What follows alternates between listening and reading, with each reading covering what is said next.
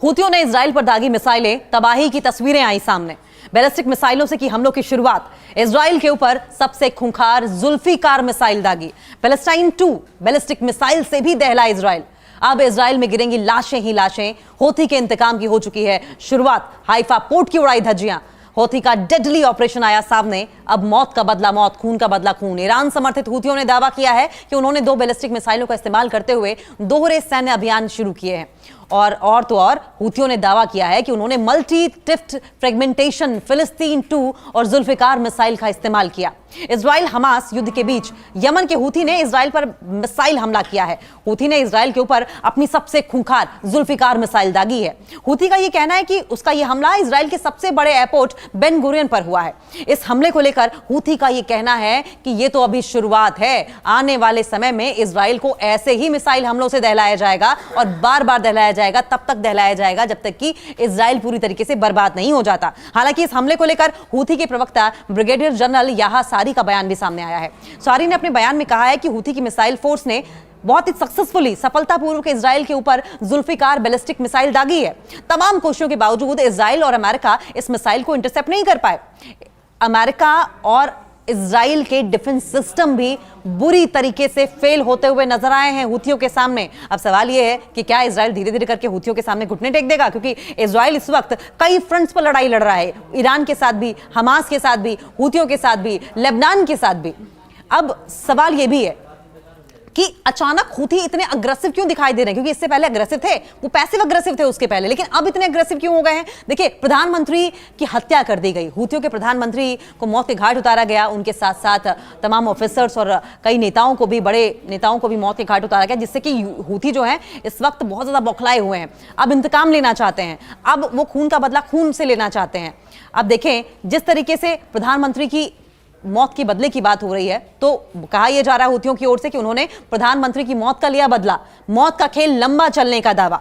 Israel की सिट्टी पिट्टी गुम, हूथी की अगली चाल, और अब इजराइल बेहाल। अब छिपते फिर रहे हैं इजरायली नागरिक। तेल अवीव में हर तरफ सिर्फ और सिर्फ भगदड़, बंकरों की भी पड़ी कमी। इस बार हमला करके गलत जगह फंस गया इजराइल। हूथी के पास है घर में घुसकर मारने वाले हथियार। हूथी विद्रोहियों ने की हवाई नाकेबंदी। मिसाइल इजराइल की रक्षा की को चीर गई।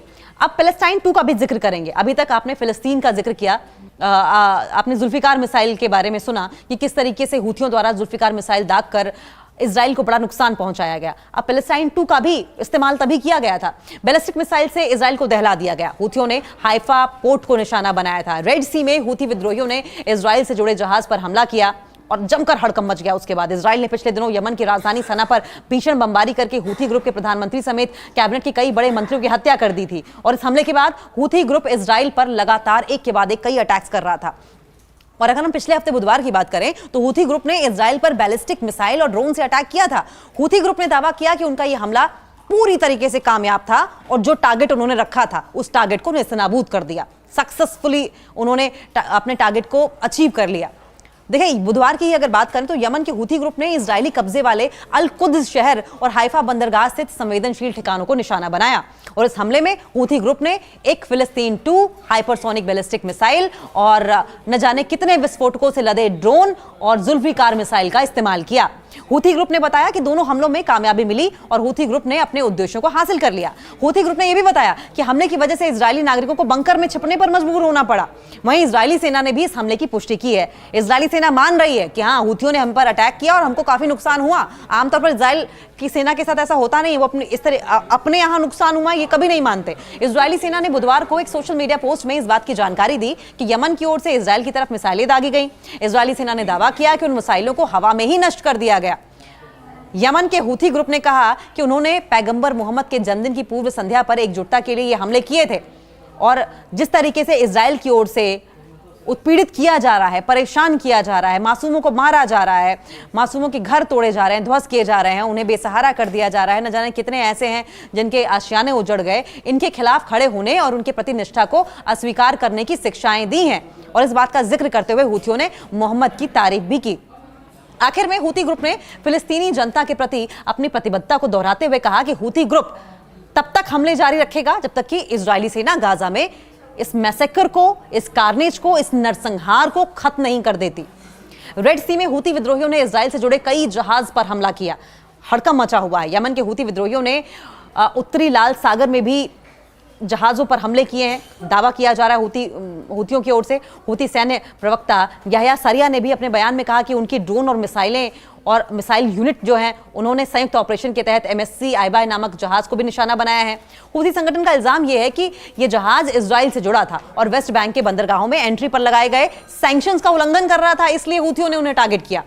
प्रवक्ता के मुताबिक इस हमले में 2 ड्रोन और 1 क्रूज मिसाइल का इस्तेमाल किया गया। देखिए, हाइपरसोनिक के साथ साथ क्रूज मिसाइल का भी इस्तेमाल कर रहा है हूती। उन्होंने दावा किया कि जहाज को सीधे तौर पर निशाना बनाया गया और हमला पूरी तरीके से सक्सेसफुल रहा था। हालांकि अभी तक अंतर्राष्ट्रीय समुद्री एजेंसियों या फिर जो इंडिपेंडेंट सोर्सेज हैं उन्होंने इस हमले की पुष्टि नहीं की है, कंफर्म नहीं किया है कि हमला हुआ या नहीं हुआ। हालांकि कई बार ऐसा देखने को मिला है कि हूती अपनी तरफ से कहता है कि हमने अटैक किया है, इजराइल मानने को तैयार नहीं है कि हमारे यहाँ कोई हमला भी हुआ या कोई नुकसान भी हुआ है।